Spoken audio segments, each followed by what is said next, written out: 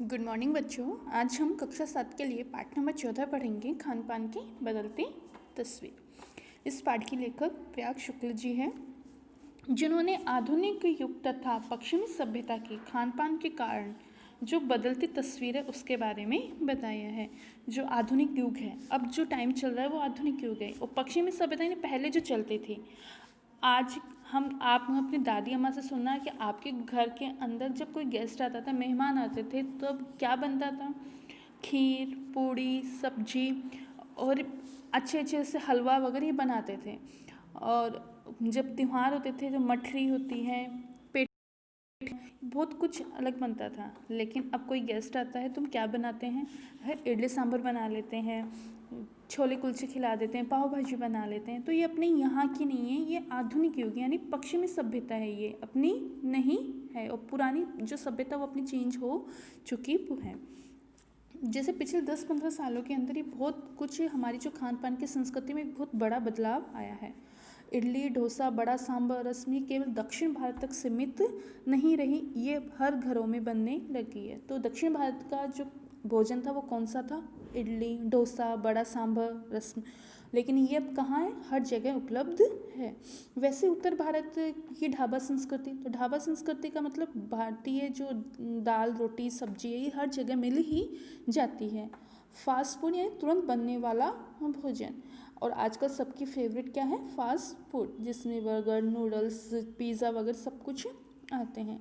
2 minutes noodle packet बन, जो कम से कम मतलब बच्चों से लेकर बड़े बुजुर्ग तक उनको सभी को ये पसंद है।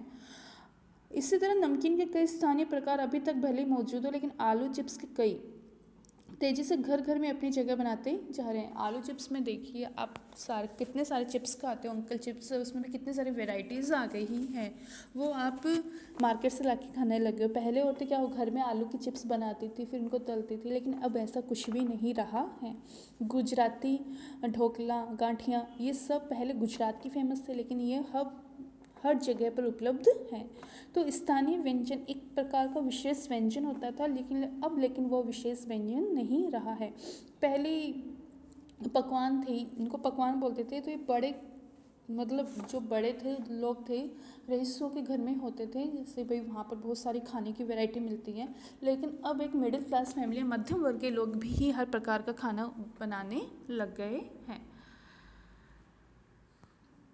कुछ चीज़ों में और भी हुए, जैसे मसलन अंग्रेजी राज तक जो ब्रेड केवल साहबी ठिकानों तक सीमित थी, अब ये हर एक जगह पर, हर एक कस्बों में पहुंच चुकी है। छोटे से गांव ही क्यों ना, वहाँ पर भी हमें ब्रेड उपलब्ध हो ही जाती है।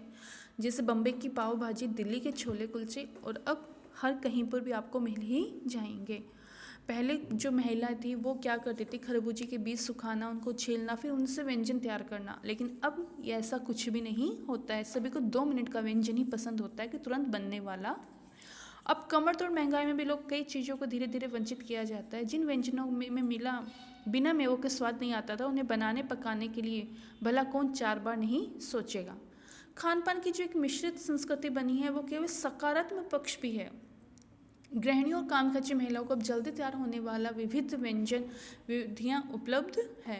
उन फटाफट, अरे जाना है जल्दी से मैगी बना दो बच्चों के लिए, मैगी खा लेंगे बच्चे, ख़त्म हुआ काम। बच्चों को भी पसंद और माँ का काम भी इजी। तो ये सब जो है तुरंत बनने वाला भोजन अब ज़्यादा चलन में आ गया है। बड़े शहरों में मध्यम वर्ग के स्कूलों में जब दोपहर के टिफ़िन के वक्त बच्चों के टिफ़िन डिब्बे खोलते थे, उन्हें विभिन्न प्रदेशों के व्यंजनों की खुशबू उड़ती थी। यानी कोई क्या लेके आ रहा है, कोई पूड़ी सब्जी, कौन सी सब्जी लेके आ रहा है। लेकिन आजकल सबको अलग अलग वैरायटी पसंद है। मसलन हम अब उस बोली बानी जो भाषा भूषा है आदि किसी न किसी रूप से ज़्यादा जानेंगे, जो किसी खान पान विषय से जुड़ी थी। अब हम सिर्फ कपड़ों से पहचान कर पाएंगे वहाँ का है, लेकिन अब खान पान से हम पहचान ही कर पाएंगे कि खान पान कहाँ का है, क्योंकि ये हर जगह उपलब्ध है। इसी के साथ साथ ध्यान देने की बात है कि स्थानीय व्यंजनों का पुनरुद्धार भी जरूरी है, जिन्हें एक एथनिक यानी एक विशेष रूप दे नहीं कह के पुकारना पड़े कि सब ये बड़ी बड़ी जगहों पे मिलना ही शुरू हो जाए कि अरे वहाँ का ये फेमस खाना था, अरे ये चीज़ वहाँ की थी। नहीं, अब ऐसा नहीं, उनको भी अपनी पहचान जरूरी है। अचरज नहीं है कि पहले उत्तर भारत में जो चीज़ें गली मोहल्ले की दुकानों में आम हुआ करती थी, अब उन्हें खास दुकानों पे मिलने लगी है। यह भी कड़वा सच है कि स्थानीय व्यंजनों में हम तथाकथित आधुनिकता के चलते छोड़ दिया और पश्चिमी नकल कर हम बहुत ऐसी चीज़ें अपना ली जो स्वाद और स्वास्थ्य और मामले में भी अनुकूल नहीं है। जैसे पिज़्ज़ा वगैरह हम अपना तो लिए लेकिन वो हमारे स्वास्थ्य के लिए अच्छा नहीं है। हो भी ये रहा है कि खान पान की मिश्रित संस्कृति में हम कई बार चीज़ों का असली और अलग स्वाद नहीं ले पा रहे हैं। अक्सर प्रीति भोज यानी शादियों में जो खाना होता है, पार्टियों में एक साथ ढेरों चीज़ें रख दी जाती हैं, उनका स्वाद गितमत होने लगता है। खान पान की मिश्रित या विविध संस्कृति हमें कुछ चीज़ें चुनने का अवसर देती है। हम लाभ प्राय नहीं उठा रहे हैं। हम अक्सर एक ही प्लेट में कई तरह के और कई बार तो बिल्कुल विपरीत प्रकृति वाले व्यंजन परोस लेना चाहते हैं जो हमें अच्छे भी नहीं लगते। उनको फिर जो ज़्यादा वैरायटी होती है हम उनको खा भी नहीं पाते हैं। तो बच्चों, आपको ये चैप्टर वापस से पुनः पढ़ना है और इसको समझना है।